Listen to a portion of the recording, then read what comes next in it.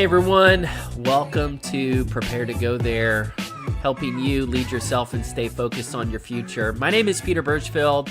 I'm the creator of the Pioneer the Year course, and I'm excited about today because we've got a lot of ground to cover. Go ahead and say hi in the chat. I love to interact with you, help you just work on your self-leadership journey. And, we really do need each other. We've got just a few minutes together, so I want to make today count. And Friday really is the best day to think ahead. And I've kind of nicknamed Friday my Future Friday, partially because it helps me to plan the next week, gives me a solid due date to make sure that everything is buttoned up and ready to go. And partially because I try to create more space, more margin on that day of the week to dream about the future, to pick up skills that can help me better understand, better prepare for the future. And I think that's a skill set that pioneering leaders have to have. We have to be future focused. We have to be thinking ahead so that way we can be learning and leading all the way there. Before we dive right in, I do want to make some opening comments, and I want to invite you to read a book with us. We're reading Atomic Habits together. It's by James Clear, and everything comes down to what you do on the day-to-day basis. So make it a point to grow yourself, lead yourself, and share those results with your team and the people that you care about. Also, we're going to be talking about the Pioneer the Year course. And I want to share a video with you before we dive into the content. And this is really just a conversation about how important it is to invest in yourself. Sometimes we kind of feel bad for, spending money on our leadership or our personal growth, maybe our health, our fitness, our wellness. We think, man, it's kind of a lot and kind of seems selfish. And absolutely, there are materialistic and hedonistic things that just aren't necessary. They're not justifiable. But you have to invest in yourself so that way you have more value to give to other people. And so making that distinction is really going to help you stay encouraged for the long haul. So I just want to dive in because I like this conversation. I shared it with my wife, Sarah Joy, and she's amazing. And she just launched a brand new podcast with her friend, Kelly. And I want you to check it out. It's called the Honesty Club Podcast. And you can find it at their website or on Instagram, the Honesty Club Podcast.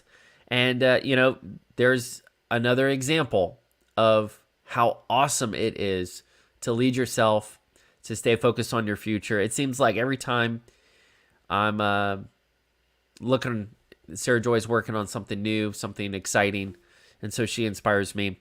Let's enjoy this conversation, and then we'll learn 3 ways to lead yourself into more future-focused work.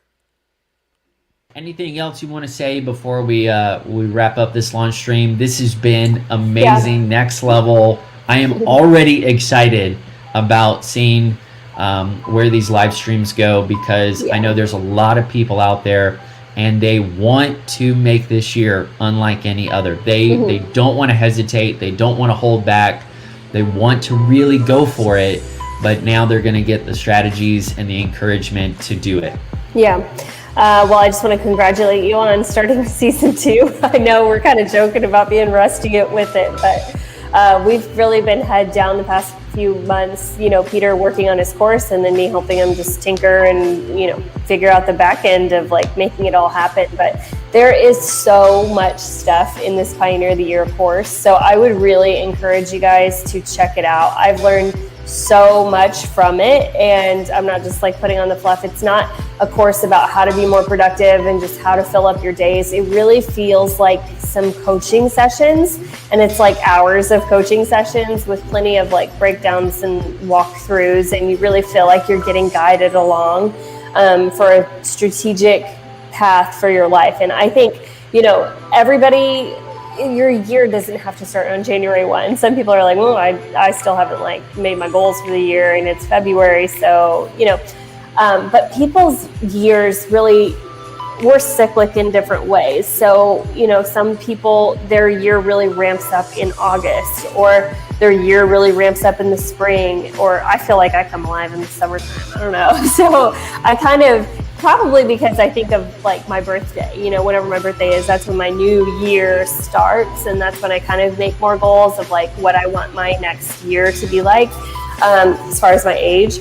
So, you don't have to think like, oh, I'm behind for the year, I can't really take this year planning course because it's February. Like, no, your year starts now, or whenever you're seeing, you can plan for a year in advance. It can really be a rolling year, and there's no better time to start doing that than right now. And this course will help you so much. And if you're leading a team, it really goes into that. So anyway, read up on it, invest some time, maybe watch the free training or get into some other stuff. But I would say go for this course because it's really, really helpful. And again, it's like investing in yourself, which is something that I wish I would have done sooner. Beautiful. Hey, thank you, Sarah Joy.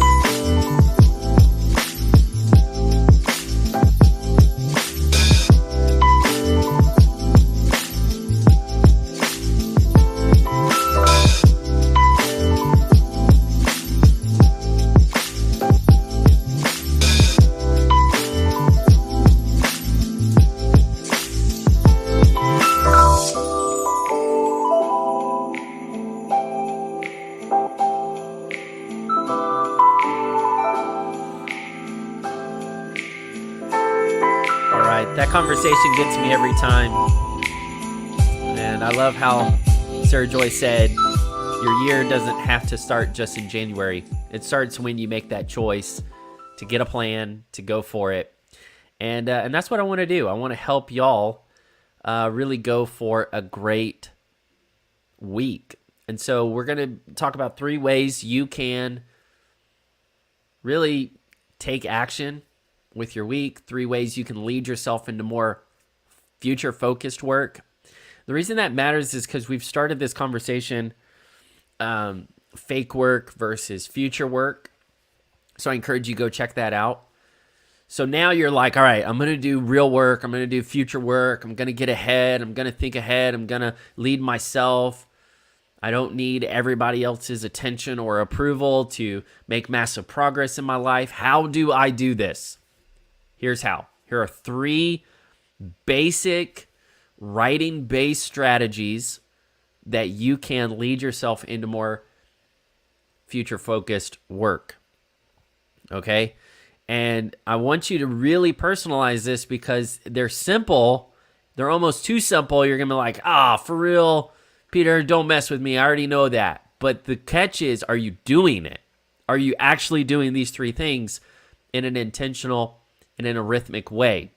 Okay? So the first one I want to hit is journaling. Journaling. Yes, I want to talk about journaling again. Here's why journaling leads us into future-focused work. Journaling keeps us focused on the future.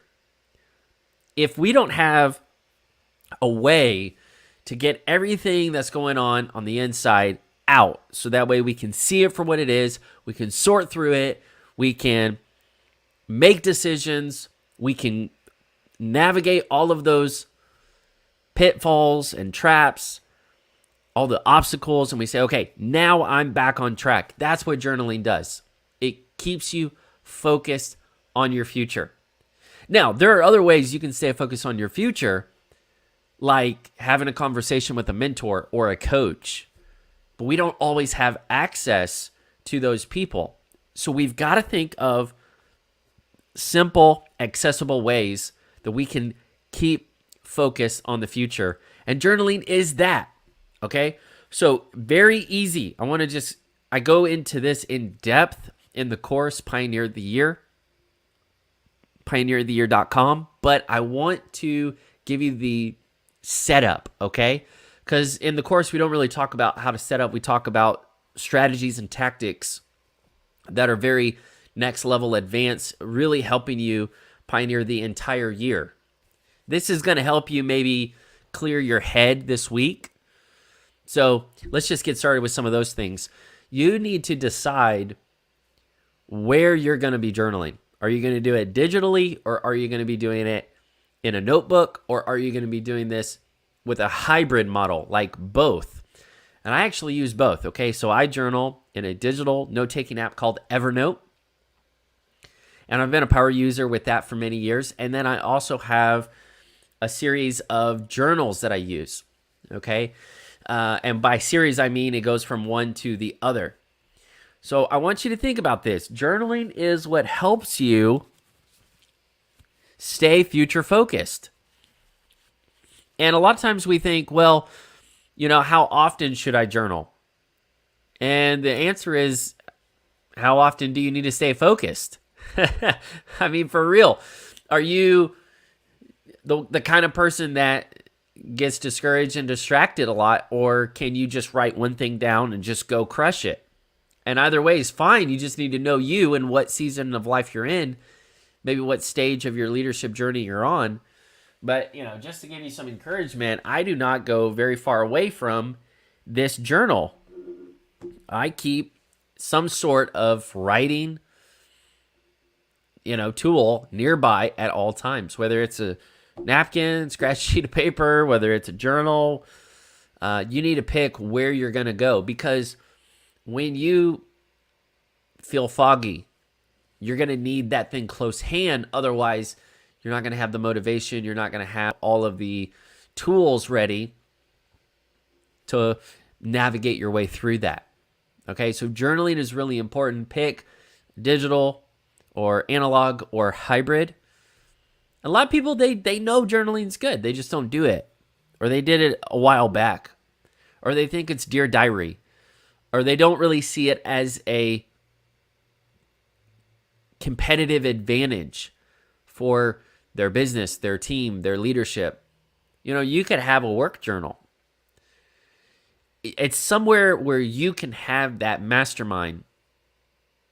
So that way your advantage is that you've put in all that thought and attention and precision into a topic before anyone else showed up. Journaling really does help you move into future focused work. I found that when you're journaling, you resolve things and you spotlight where you want to go next. And so those are some things that can help you. Whenever you start journaling, I want to just give you questions you can ask yourself, okay? So go ahead and take a screenshot of this if you want. This is a little snippet from the course. You're trying to pull yourself out of that fog, and you're going to do it with clarifying questions.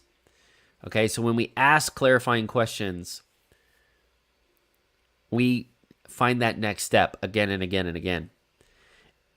And so one clarifying question you could ask is, how are you feeling? Like, for real, how am I feeling? How am I feeling right now? Like right now, I'm emotionally great. I'm very encouraged. I'm focused. Physically, I'm reaching for the tissues a little bit. No big deal. No big deal. Keep working. Head down. Keep going. Okay? Another question is, what are you facing? What are you facing? This is like what's going on. Hey, what's been going on for you? What are you facing right now? But it is also asking that question, what direction are you facing? That is critical. Okay, what are you really facing your personal life or your home life or your work life or your community life?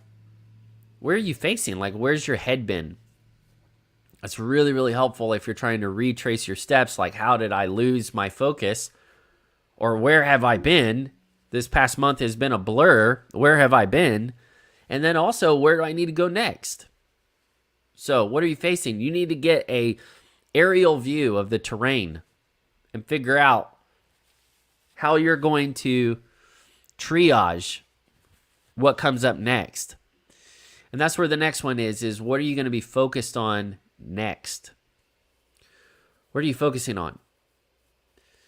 Sometimes we just don't update those questions, right?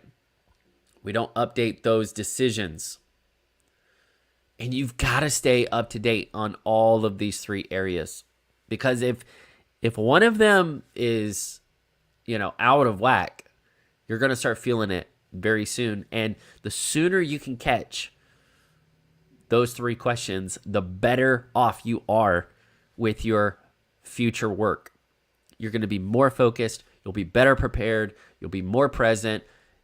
And this stuff really matters. I think the reason we don't do this is because nobody's expecting us to do this. No one's asking us, hey, when did you turn in your journal entry?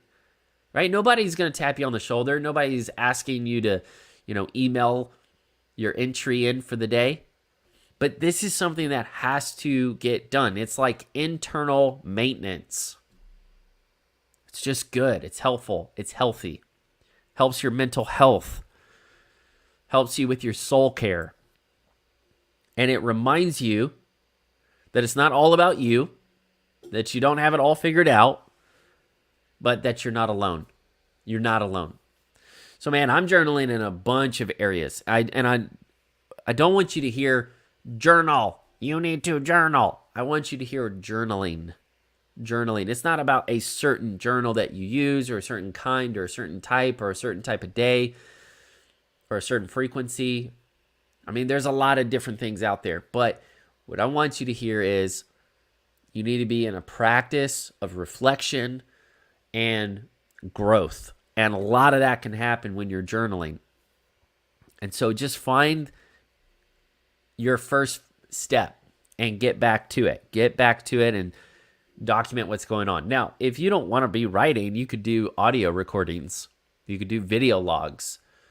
However that works for you. But there is an intentional process about it. It's not just kind of blabbing all the stuff you're mad at. It's not a vent session. It's a future-focused practice. Okay, let's go to the next one. Projects.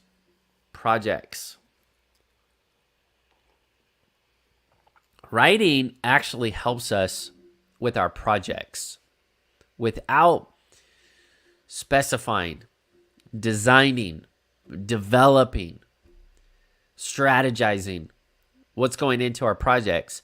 We won't even know really what we're working on. And we won't really even know how we're doing with it because we don't have anything to grade it off of. So writing is another way that we can see the project and then see the progress we're making so that way we keep moving towards it. So journaling is where you start to stir up what's important, what's possible.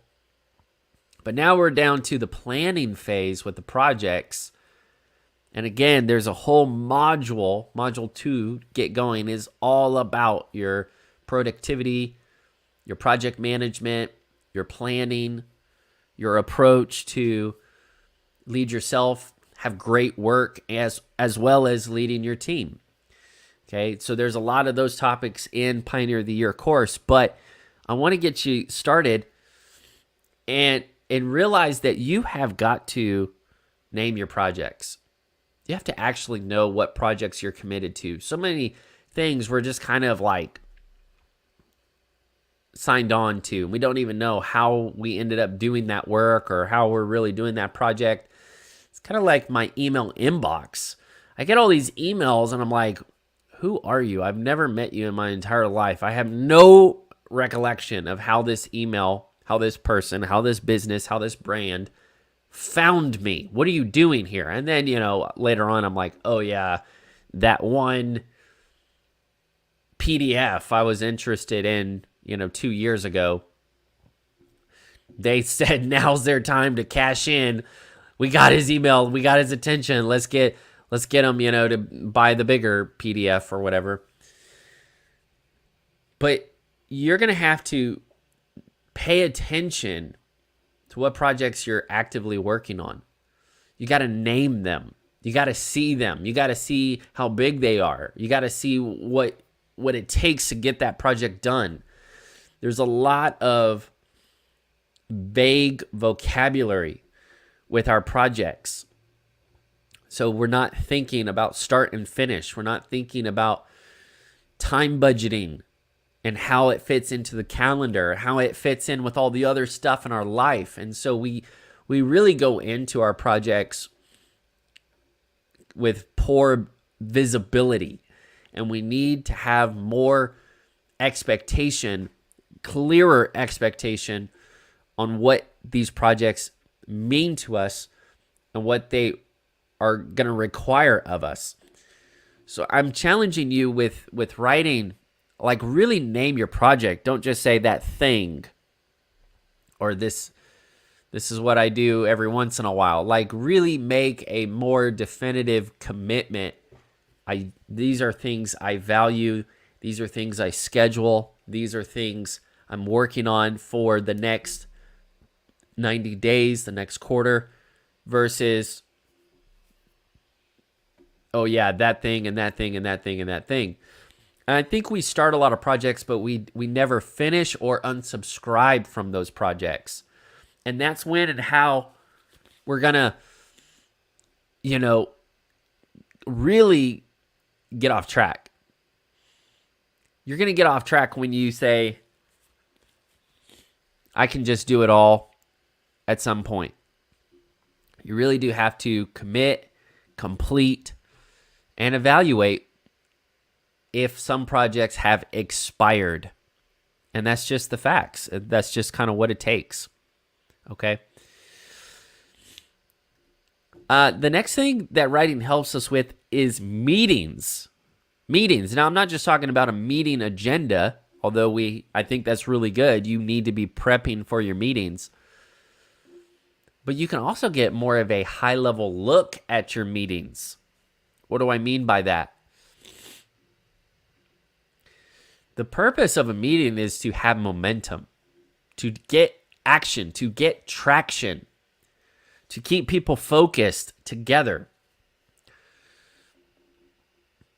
And if you don't have that high-level map, that high-level view, how are we, moving from point A to point B to point Z together?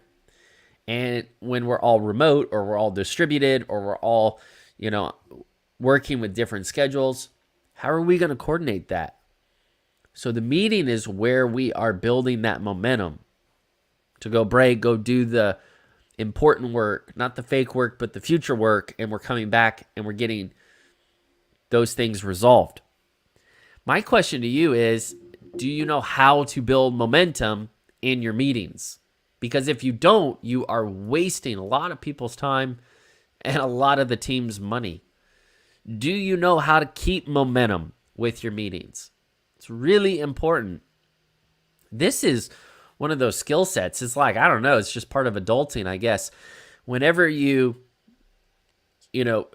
feel the need to lead yourself, you take your calendar seriously, you take the budget seriously, you take the meetings seriously, you take your project seriously, because you realize, wow, I'm going to get out of this year what I put into this year. So I need to get the right strategies. I need to get the right tools to make it count. And you really can. They are available. And there's so many great resources out there. And we actually take a whole module 4, talking about team leadership in Pioneer the Year at pioneertheyear.com. But one thing I love to do with my meeting notes is to get ahead. And the same way that I would batch my work for a project, I actually batch the work for meetings. So now I can zoom out and I can see how, 4, 5, 6 different meetings in a row are going to move together. I can see the strategy, the direction that we need to take. And that's something that can help you build momentum instead of just showing up and saying, okay, what's going on? What's on fire? What do we need to take care of? But to really have that intentional plan for your team. They will say thank you, and you will feel like you're flying because you realize it didn't take a lot to get a lot done. And I think that's really cool. Now, I want to finish with a bonus way you can lead yourself into future-focused work. And that's with your content. Your content is really valuable. And if you think, let me just summarize, because maybe some of you are wondering, like, hey, the title's not really matching the topic here. You told me I would lead myself into future-focused work. What's going on?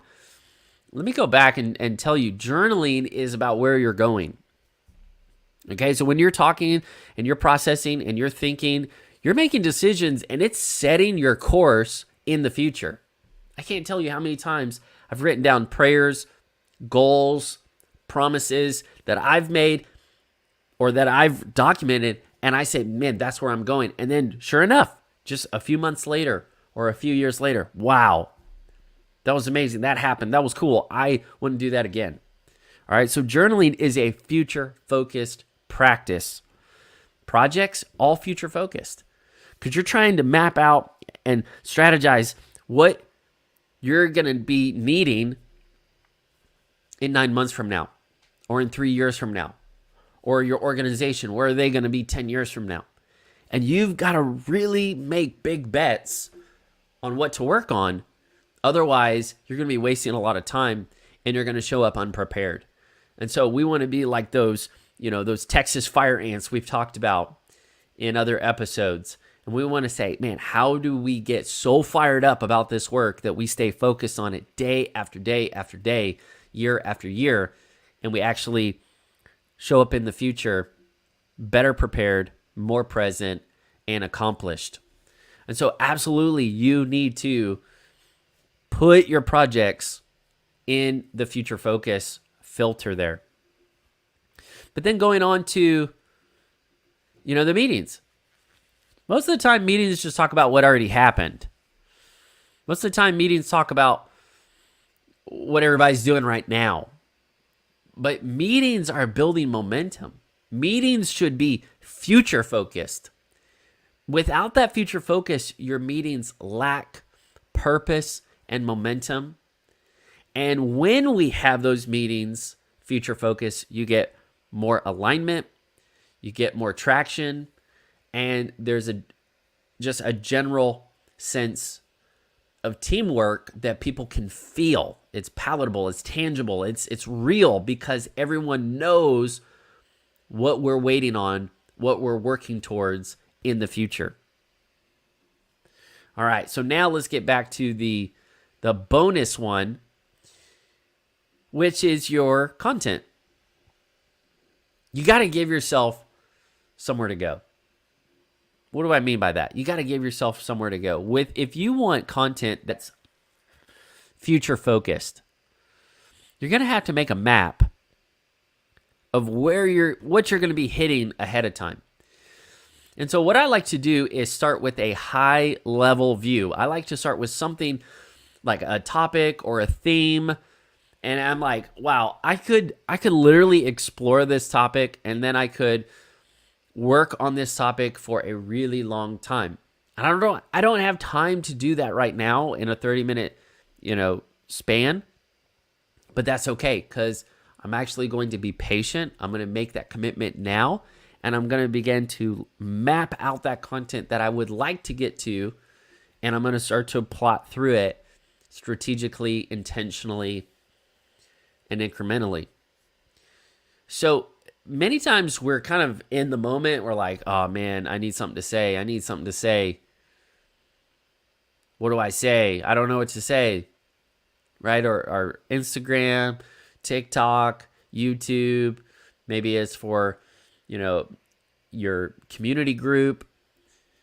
Maybe it's for your team. You're like, man, what do I do? How do I create this content? And understanding that your content is not in a vacuum, that your content has to build. Like here I'm on season 2, I'm bringing back themes that I've already talked about. I'm going further into themes that I've alluded to. I'm excited about going into whole new categories of leadership. But right now, what I'm focused on is self-leadership. And it's taken me 106 rounds, and I feel like we're just getting started. See, so give yourself somewhere to go. Give yourself a topic, a niche, or a direction, and just begin to work through it. And eventually you're going to begin to see an entire landscape of knowledge, of experiences, of content and conversations that you have created in a firsthand way. And you're going to be able to share that now as a library for the rest of your life. So I would encourage you, don't try to pack everything into one moment, but just go on that journey. And that's really what this is all about. If you're future focused, you are committed to the journey. You're committed about where you are going, and you're committed to where you're going to take other people. So whether it's in journaling the journey, or whether it's in mapping out projects, like it's a real trail with action steps and checkpoints along the way, or whether you're like in a meeting where you're going somewhere with a group of people and you're passionate about this cause or this, this business, you're passionate about that ministry, you're passionate about that team thing that you're doing together, like you're taking them on a journey. And so each meeting should just be one more installment, one more, hilltop that you're going to be moving towards together. And then the same with your content. Go on that journey of learning and then take other people with you on that journey as well. Hey, I really enjoyed doing this with you. I want to be available to answer your questions, and I want to be available to work with you, to help you with your own pioneering leadership journey. And that's why I created the on-demand course called Pioneer the Year. Pioneer the Year is on-demand course on Teachable, 4 modules to help you turn those repeat years into new frontiers. The truth is, we started in January with all these big ideas, and now we're here in March and we're wondering what now, what next. This planning approach, learning this lifestyle, right? A pioneering approach to life planning and leadership is going to help you pioneer the entire year, help you have a completely different kind of lifestyle by the end of the year, because it's all the things you've been wanting to do for a really long time, but now you finally figured out how to go make it happen. PioneerTheYear.com, go check it out. And there's some exciting coaching opportunities that are paired up with the course. So make sure that you figure them out by going to PioneerTheYear.com. Guys, I really appreciate you. I'm here for you. Keep it up. Remember, you're going places, but you're going to have to prepare to go there. I'll see you next Friday for another round of Prepare to Go There.